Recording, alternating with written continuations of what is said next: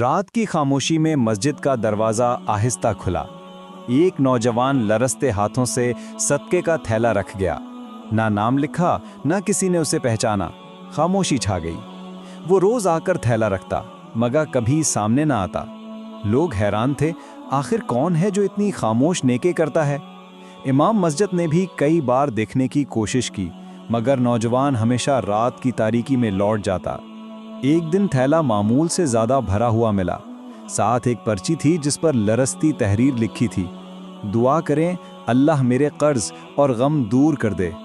امام صاحب نے پرچی پڑھی تو دل بھر آیا۔ بیٹا، تم اکیلے نہیں، اللہ تمہارے ساتھ ہے۔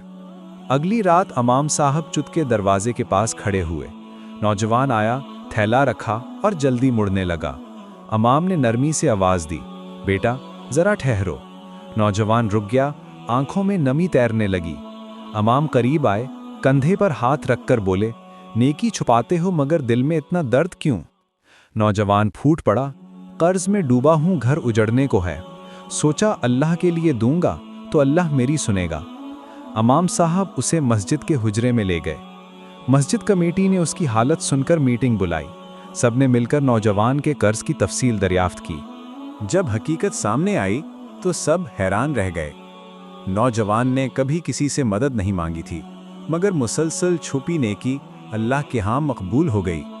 اگلے جمعے اعلان ہوا، ایک مسلمان بھائی کا قرض مسجد کی مدد سے ادا کیا گیا۔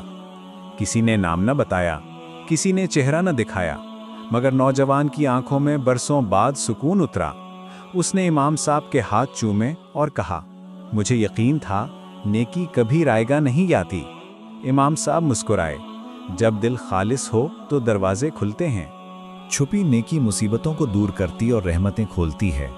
اللہ ہمیشہ خاموش رونے والوں کی آواز سنتا ہے۔ دوسروں کی مشکل آسان کرنا اپنی مشکل کم کر دیتا ہے۔